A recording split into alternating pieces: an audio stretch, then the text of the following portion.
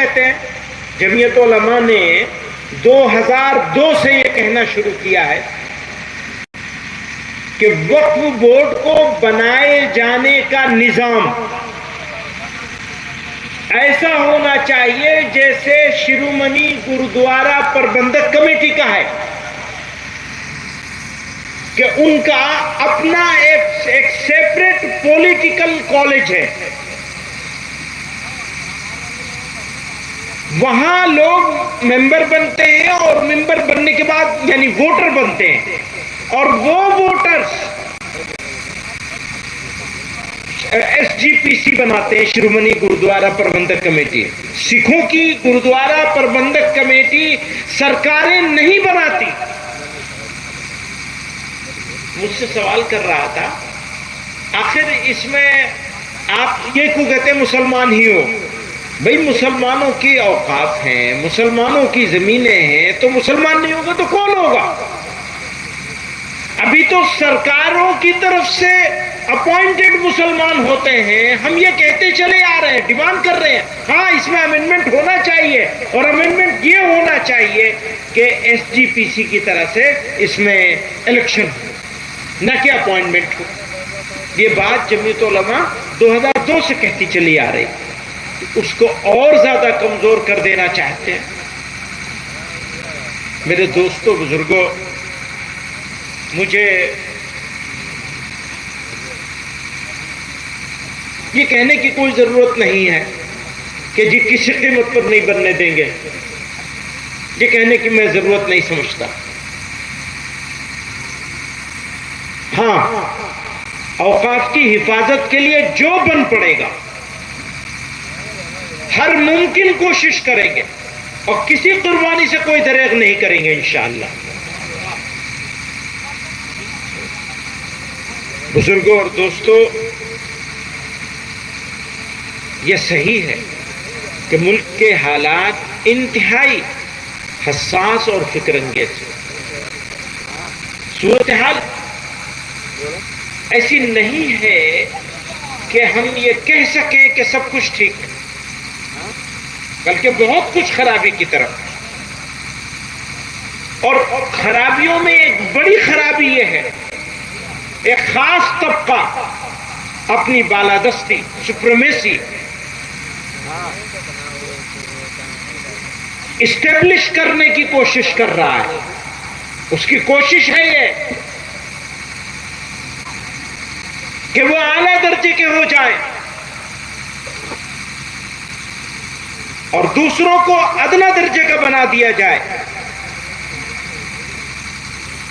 رسوا کر دیا جائے، ذلیل کر دیا جائے، سیکنڈ گریڈ سٹیزن بنا دیا جائے۔ اور یہ پبلک کی طرف سے نہیں ہو رہا ہے، بلکہ سرکاری سرپرستی میں ہو رہا ہے، سرکاریں کر رہی ہیں۔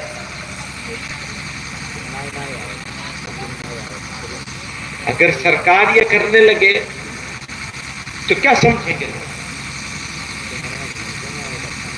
یہ خود سرکار کو فیصلہ کرنا ہوگا۔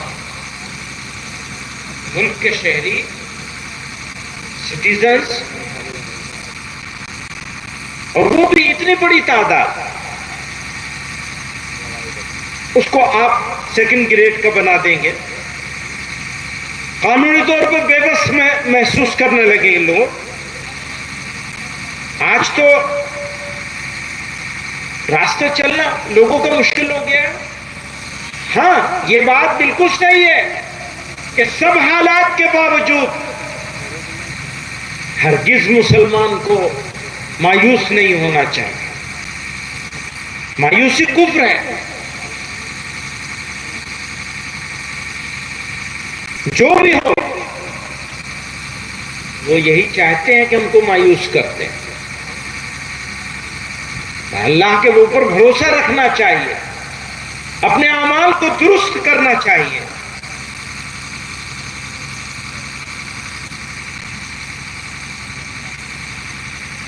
اور یہ یقین رکھنا چاہیے کہ یہ آزمائش ہے، اگر اس آزمائش میں ہم پورے اتر گئے تو انشاءاللہ ہماری اگلی نسلوں کے لیے حالات اس سے بالکل مختلف ہوں گے انشاءاللہ۔ انہوں نے کہا، شاعر تھے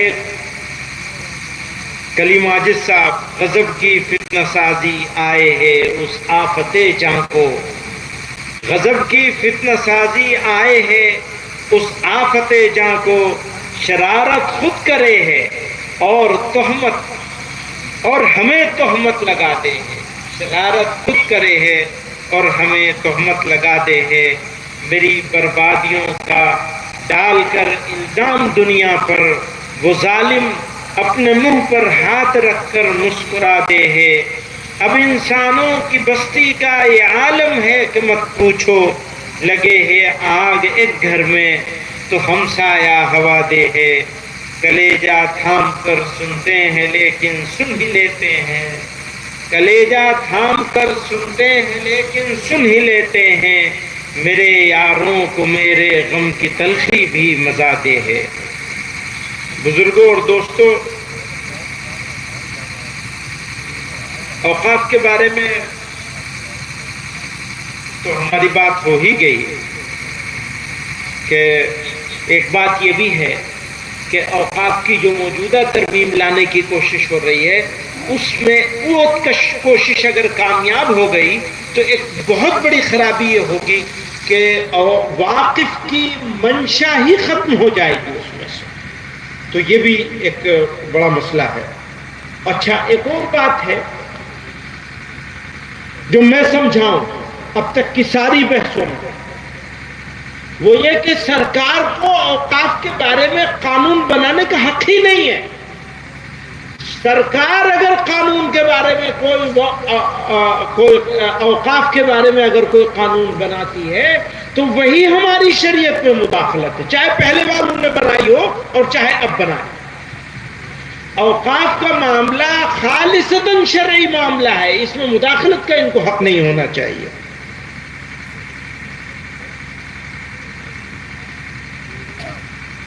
مشکل حالات میں مسلمانوں کا عمل اور رد عمل، جس کی طرف مولانا نے بھی اشارہ کیا، صبر، حکمت اور دانش مندی کا آئینہ دار ہونا چاہیے۔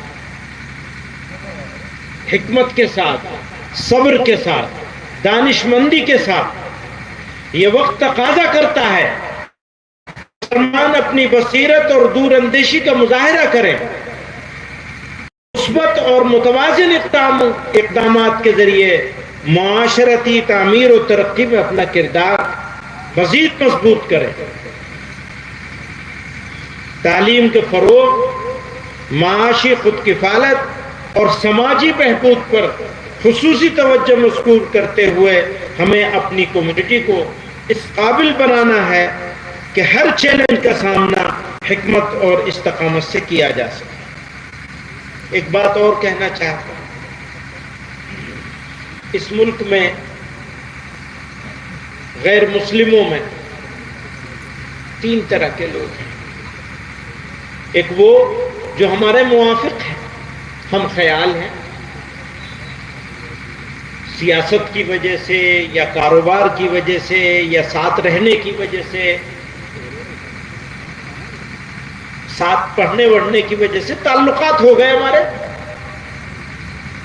کچھ لوگ ایسے ہیں غیر مسلموں میں جو ہمارے موافق ہیں الگ الگ وجوہات سے، ان کی تعداد 10%۔ اور کچھ لوگ ایسے ہیں جو ہمارے مخالف ہیں، ہم کتنے بھی اچھے بن جائیں وہ ہمیں معاف نہیں کریں۔ میرے خیال میں ان کی تعداد زیادہ سے زیادہ 30%۔ تو 10% موافق، 30% مخالف، ٹوٹل کتنے ہو؟ 40۔ باقی بچے 60۔ وہ 60 کون ہیں؟ وہ 60 وہ ہیں جو نہ مخالف ہیں نہ موافق ہیں۔ اس کو کہتے ہیں سائلنٹ میجورٹی، انگریزی کا لفظ استعمال ہوتا ہے سائلنٹ میجورٹی، خاموش اکثریت۔ وہ اکثریت ہے آج بھی ہمارے ملک میں۔ اور وہ خاموش ہے. اس کو کوئی ہماری غلط بات نظر آتی ہے یا میڈیا کے ذریعے دکھائی جاتی ہے. میڈیا تو اسی کام پہ لگا ہوا ہے 24 گھنٹے ہمارے خلاف دکھانے پر. تو وہ غصے میں بھی آ جاتے ہیں, مار پٹائی بھی کر لیتے ہیں, آگ اوگ بھی لگا دیتے ہیں.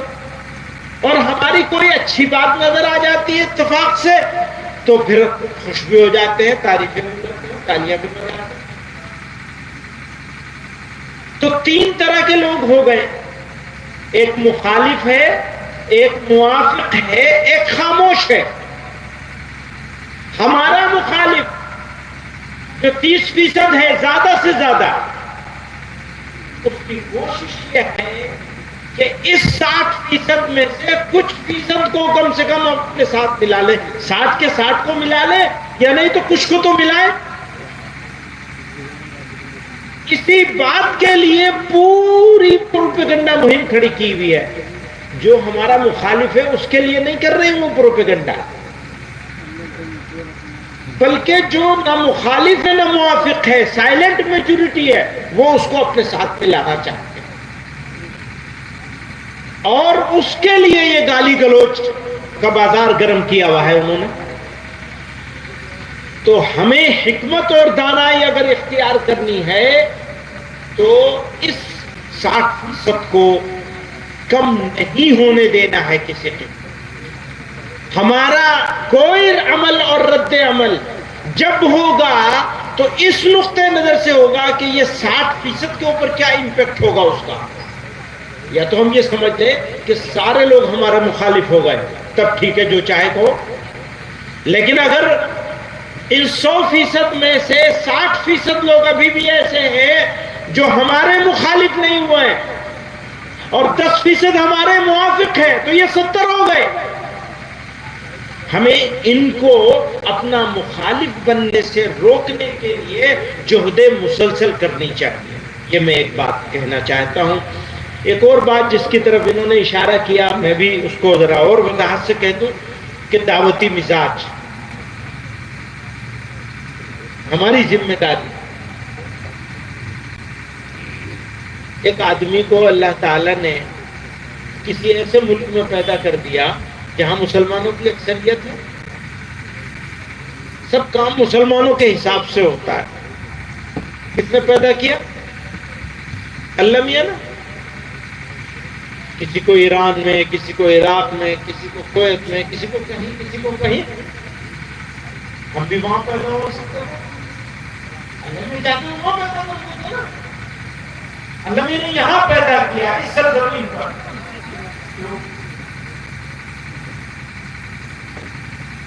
اس لیے اللہ نے یہاں پیدا کیا. اللہ نے اس سرزمین پر ہم کو پیدا کیا تو ہمارے اوپر خاص احسان فرمایا. جو لوگ ان ملکوں میں پیدا ہوئے ہیں ان کے سامنے یہ اپورچونٹی نہیں ہے کہ وہ اپنے کردار سے, اپنے کریکٹر سے جناب رسول اللہ صلی اللہ علیہ وسلم کو جو پیغام لے کر اللہ رب العزت نے توحید کا مبعوث فرمایا تھا, ان کو وہ موقع نہیں ملا, ہم کو یہ موقع ملا. ہم لوگوں تک رسول صلی اللہ علیہ وسلم کے پیغام کو پہنچا سکتے. اللہ کے فیصلے سے ہم یہاں پیدا ہوئے. تو یہ کوئی مسٹیک ہوئی ہے؟ جی نہیں, اللہ کے فیصلے سے ہوا ہے یہ, اور اللہ کا فیصلہ کبھی غلط نہیں ہو سکتا. ہاں ہمارا فیصلہ کبھی بات نہیں. یہ بند ہو گئے. اللہ کا فیصلہ تو ہو گیا تو اس نے ہمیں اس سرزمین پر پیدا کر دیا. اس سرزمین کو ہمارے لیے میدان عمل بنایا. ہندی لوگ کہتے ہیں کرم بھومی. کرم بھومی تو بنائی گی اس نے. ہم نے تو درخواست نہیں لگا رہی تھی کہ ہمیں بردام میں پیدا کرنا. ہم نے نہیں لگا رہی تھی کہ ہمیں فیض آباد میں یا دیوبند میں پیدا کر دینا. یا کویت میں پیدا کر دینا، کسی کو نہیں معلوم کہ اللہ میاں کہاں پیدا کریں گے. اللہ کی مرضی ہے، اس نے فیصلہ کیا ہم کو کسی گھر میں پیدا کر دیا، اور ہم کسی غیر مسلم کے گھر میں بھی پیدا ہو سکتے ہیں. کتنا شکریہ ادا کریں، مسلمان کے گھر میں پیدا کیا اور اس سرزمین کو ہمارے لیے مقدس میدان عمل بنایا، مقدس میدان عمل بنایا. آپ سمجھ رہے ہیں جو میں کہنا چاہ رہا ہوں؟ یہ میدان عمل ہے تو ہمارے لیے مبارک سرزمین ہے. کیوں؟ دوسروں کے لیے وہ موقع نہیں ہے، دوسروں کو صرف اپنے آپ کے لیے ہی موقع ہے، ہمارے لیے اپنے لیے بھی ہے اور دوسرے کے لیے. تو ہمیں مزاج دعوتی بنانا پڑے گا. قرآن کریم سے اس کی رہنمائی ملتی ہے. جب آپ صلی اللہ علیہ وسلم کے حق و صداقت اور محبت و ہمدردی کے جواب میں مشرکین مکہ کی طرف سے ظلم و ستم، جبر و تعدی، وحشت و بربریت، بدخلقی اور بہیمانہ سلوک کیا جاتا تھا، تو اس وقت حق تعالی جد مجدہ نے رہنمائی فرمائی. چنانچہ قرآن مجید کی سورہ نمبر 46 آیت نمبر 35 میں پروردگار عالم نے فرمایا فاصبر کما صبر اولو العزم من الرسل ولا تستعجل لهم.